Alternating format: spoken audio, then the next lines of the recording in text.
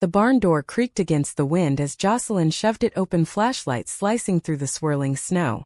A young woman crouched in the far corner, hay stuck to her coat, eyes wide with terror. "Please don't call the police," she whispered, voice cracking. "I have nowhere else to go." Jocelyn's boots stopped dead on the frozen planks. 20 years of carefully built walls cracked in a single heartbeat. She should have turned around, locked the door, and pretended the girl was never there. Instead, she lowered the light and said the words that would ruin everything. "You can stay tonight. But only if you tell me your name." "Ruby." That was all she gave at first. Jocelyn led her to the small bunk room off the tack room, handed her a blanket and a thermos of coffee that had gone cold hours ago. The ranch house sat dark and empty across the yard, her ex-husband's things long cleared out after the divorce. Christmas lights blinked mockingly from the porch railing, the only sign she had bothered with the holiday at all. By the time the wind died down, Ruby was asleep, curled on the narrow cot like a stray cat that had finally found shelter. Jocelyn sat on the edge of her own bed across the room, unable to close her eyes.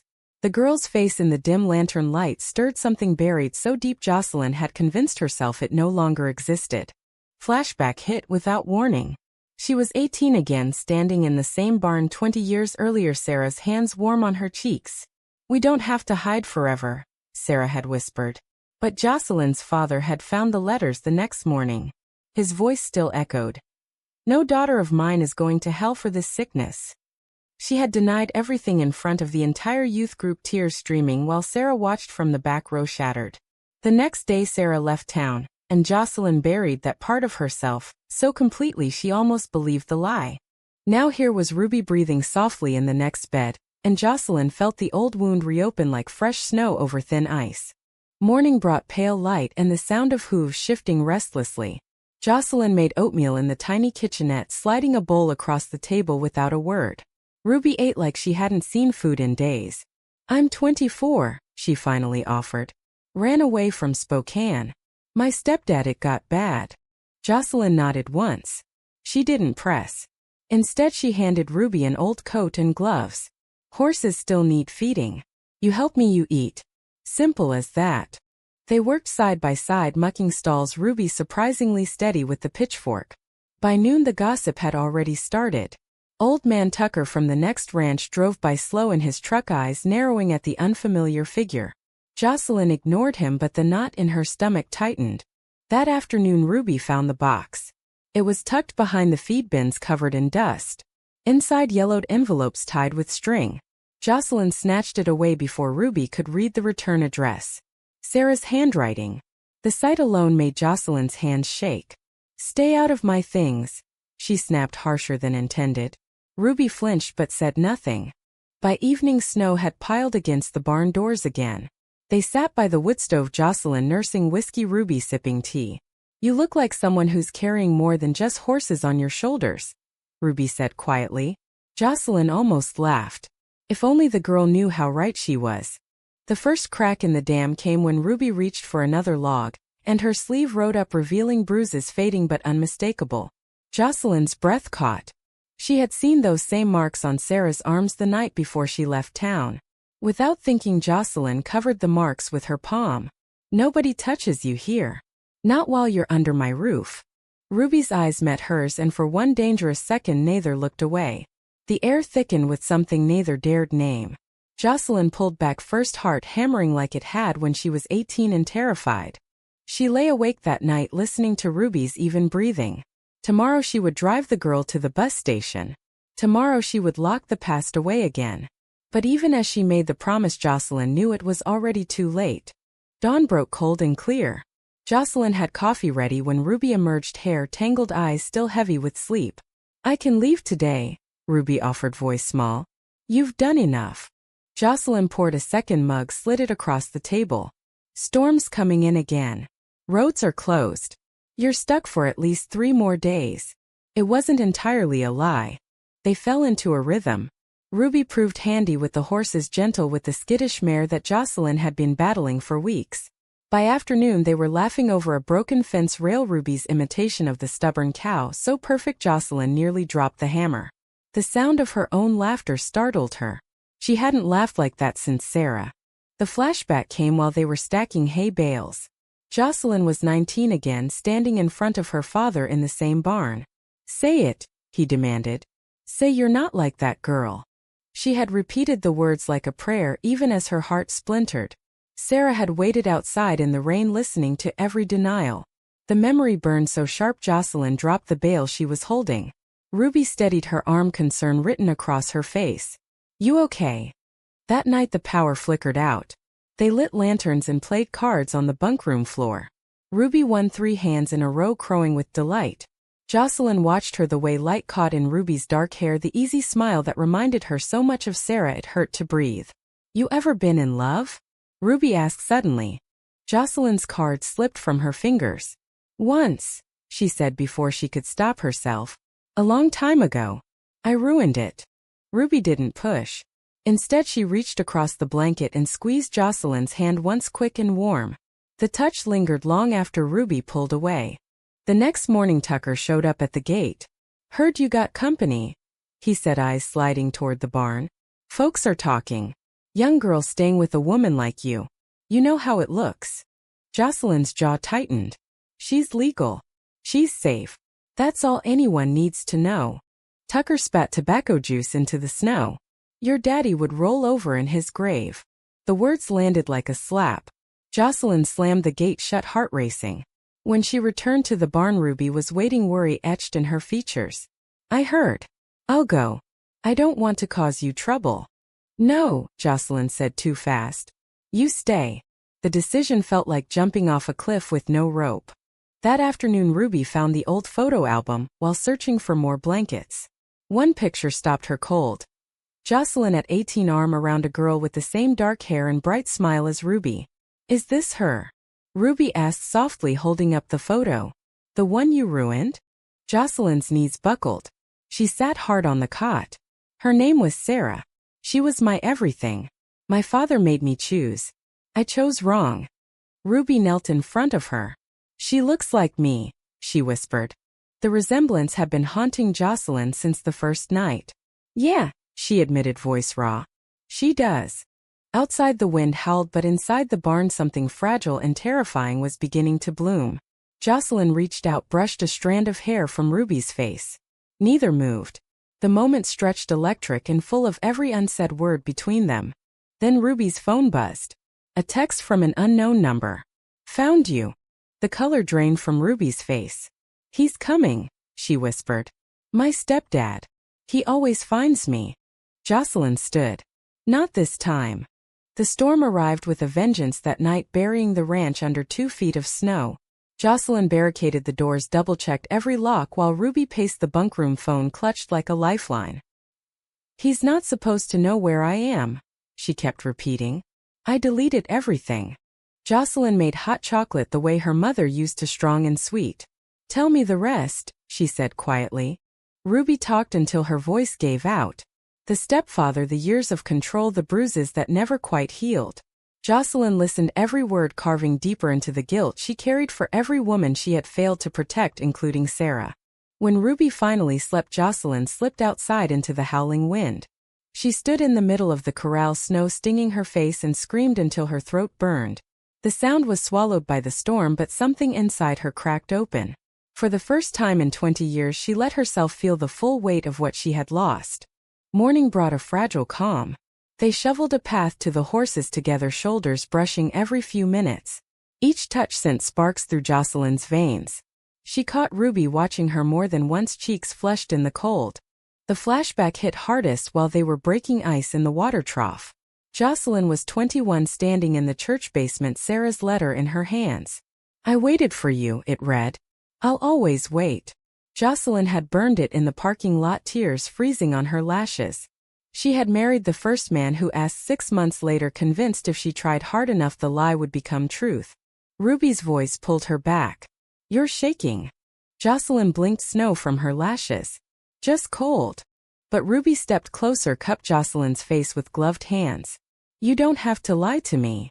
Their breath mingled in white clouds. Jocelyn could have closed the distance. She wanted to. Instead, she stepped back. "I can't," she whispered. "Not again." The rejection hung between them, heavy as the snow. Ruby nodded once, turned away. The silence that followed was worse than any argument. By afternoon the power was still out but the phone lines worked. Jocelyn called her brother in Billings. "I need you to run a name for me," she said low. "Ruby Callahan. Spokane area." Her brother whistled low when he called back an hour later. "Girl's stepfather is bad news. Domestic violence charges pending. But there's more.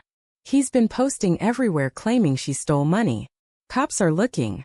Jocelyn's grip tightened on the receiver. "She didn't steal anything. Doesn't matter if the town believes the lie first." That evening Ruby found Jocelyn in the hayloft staring at the old photo again. "I look like her because I am her niece," Ruby said quietly. "Sarah was my aunt. She told me stories about you before she died last year." The world tilted. Jocelyn's knees gave out. Ruby caught her, lowered her gently to the hay. "She never stopped loving you," Ruby whispered. "She kept every letter you sent before you burned them. I found them after the funeral." Tears Jocelyn had held for 20 years finally broke free. Ruby held her through the storm inside and out. When the sobs subsided, Ruby pressed her forehead to Jocelyn's. "She would want you to be happy now." Their lips met, soft, tentative, and full of every year they had both lost. The kiss tasted of salt and snow and second chances. Jocelyn pulled back first but not far. "I'm scared," she admitted. "So am I," Ruby answered. "But I'm not leaving." Outside the wind screamed, but inside the barn 2 hearts that had waited decades finally began to beat in the same rhythm. The kiss changed everything and nothing.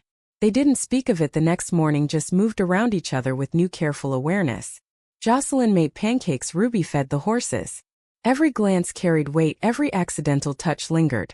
The town, however, had other plans. By midday 3 trucks had driven past the gate slow enough for the drivers to stare. Jocelyn's phone started ringing. Neighbors. Old church friends. Even her ex-husband. "What the hell are you doing, Jocelyn?" he demanded. "Taking in strays now? People are saying things." "Let them say," she snapped and hung up. Ruby watched from the doorway, worry etched deep. "This is my fault." "No," Jocelyn said fiercely. "This is 20 years of me being a coward catching up." That afternoon they rode out to check the fence line despite the cold. Ruby on the old mare, Jocelyn on her stallion. The silence between them was comfortable, now broken only by the crunch of hooves on snow. Halfway up the ridge Ruby reined in. "Sarah left me a letter for you," she said, pulling an envelope from her coat. "I was supposed to find you and give it if I ever could." Jocelyn's hands trembled as she opened it. Sarah's handwriting after all these years. "If you're reading this, I'm gone. Be happy, Jay. Love her the way you couldn't love me. She needs you as much as you need her." Tears froze on Jocelyn's lashes. Ruby reached over, took the letter gently. "She knew you'd find your way back." They rode home in silence, but the air between them had shifted again. That night when the generator finally died, they shared the narrow cot for warmth. No words, just arms around each other, breathing in sync. Jocelyn slept deeper than she had in years. The confrontation came at dawn. Ruby's stepfather's truck roared up the drive, horn blaring. He climbed out, shouting Ruby's name. Jocelyn stepped onto the porch, rifle in hand. "You're trespassing." The man sneered. "That girl belongs to me. Stole 10 grand. I got proof." Ruby appeared beside Jocelyn, pale but steady. "I took what you owed my mother before you killed her." The man lunged. Jocelyn fired a warning shot into the snow. "Next one won't miss." He backed off, but not before spitting venom. "Whole town's gonna hear about the dyke rancher and her little whore." The word landed like a slap. Ruby flinched. Jocelyn's blood turned to ice. The past and present collided so violently she couldn't breathe. After he left, they stood in the yard, snow falling again. "I'm sorry," Jocelyn whispered. "I brought this on us." Ruby turned, cupped Jocelyn's face. "You saved me. Now let me save you." They kissed again, harder this time, full of defiance and fear, and something that felt dangerously like hope. But the damage was done. By evening the sheriff's deputy was at the gate asking questions. The town had chosen sides and Jocelyn's name was on the wrong one. The deputy left with a warning, but the real storm was just beginning. Phones rang non-stop. Old friends hung up when Jocelyn answered. The feed store suddenly had no more deliveries available. Even the vet canceled their appointment without explanation. Jocelyn watched it all with a strange calm. 20 years of hiding had prepared her for this moment. Ruby, however, paced like a caged animal. This is my fault. I should never have stayed. You stayed because I asked you to, Jocelyn reminded her. And I'm not asking you to leave now. That night they sat by the fire, Ruby reading Sarah's old letters aloud. Each one peeled another layer from Jocelyn's heart. When Ruby reached the last one, she paused. She wrote this the week before she died. Tell Jocelyn the only sin was the years we lost. The rest was just noise. Jocelyn pulled Ruby into her arms. I wasted so much time. You have now, Ruby whispered. They made love that night, slow and reverent, every touch a promise, every kiss a reclamation. No shame, no fear, only truth. Morning brought her brother at the door. You need to get out of town, he said without preamble. Folks are organizing. Church group. They're calling it a family values protest. Tomorrow at noon. Jocelyn laughed bitterly. Family values. Same song, different verse. Her brother looked between them, understanding dawning. Sarah's niece, huh? Jesus, Jocelyn. Jesus had nothing to do with this, Jocelyn said quietly. This is mine. After he left, they packed a small bag just in case. Ruby found Jocelyn in the barn brushing the mare. We could run, she offered. Jocelyn shook her head. Running is what I did last time. Not again. The flashback that came then was the worst. She was standing in the same barn the night Sarah left town. Sarah had begged her to come. Jocelyn had said no. Had said the words that still haunted her. I'm not like you. The lie had cost them both everything. Ruby's hand on her shoulder pulled her back. Whatever you're seeing, let it go. We're here now. They spent the night planning. Jocelyn would speak at the protest. Tell the truth. All of it. Ruby would stand beside her. Dawn on the day of the protest broke clear and brutally cold. The entire town seemed to have gathered at the community hall. Signs. Cameras. Whispers. Jocelyn parked the truck, felt Ruby's hand squeeze hers once. I love you, Ruby said simply. Jocelyn smiled for the first time in days. I love you too. They walked in together, heads high. The hall fell silent when Jocelyn stepped to the microphone. Ruby stood just behind her, shoulders straight. Every face in the crowd was familiar. People who had known her since birth. People who had prayed with her father. I'm not here to ask for permission, Jocelyn began, voice steady. I'm here to tell the truth I should have told 20 years ago. She spoke of Sarah. Of the letters. Of the night she chose fear over love. She spoke of Ruby. Of the girl who had run straight into her barn and straight into her heart. She spoke of the bruises, the threats, the lies that had kept her silent for decades. Gasps rippled through the crowd. A few walked out. Others stayed, tears in their eyes. When she finished, Ruby stepped forward, took the microphone. I came here running from one kind of prison. I found freedom instead. With her. She looked at Jocelyn and the love in her eyes was unmistakable. The silence stretched. Then old Mrs. Harlan from the quilting circle stood. I knew Sarah, she said. She was a good girl. If Jocelyn loved her, then maybe we were wrong about a lot of things. It wasn't a standing ovation. It wasn't forgiveness from everyone. But it was a beginning. Outside in the snow, Jocelyn pulled Ruby close, kissed her in front of the whole town. Cameras flashed. Whispers turned to murmurs. Some smiled. Some shook their heads. None of it mattered. Months later, the ranch was quiet again. Ruby's stepfather faced charges. The town slowly adjusted. Some never would. Jocelyn didn't care. She had Ruby. She had herself. She had the years Sarah had asked her to live. They stood in the barn on the next Christmas Eve, hay, fresh horses, content. Ruby wore Jocelyn's old coat. Jocelyn wore Sarah's locket. Think she's watching? Ruby asked. Jocelyn smiled. I know she is. They kissed slow and sure, the kind of kiss that had waited decades to happen. Outside, snow fell soft and clean, covering every footprint, every regret, every lie. Inside, two women who had lost everything and found each other again held on tight. True or false? The only real sin is spending your life denying the love that was always meant to save you.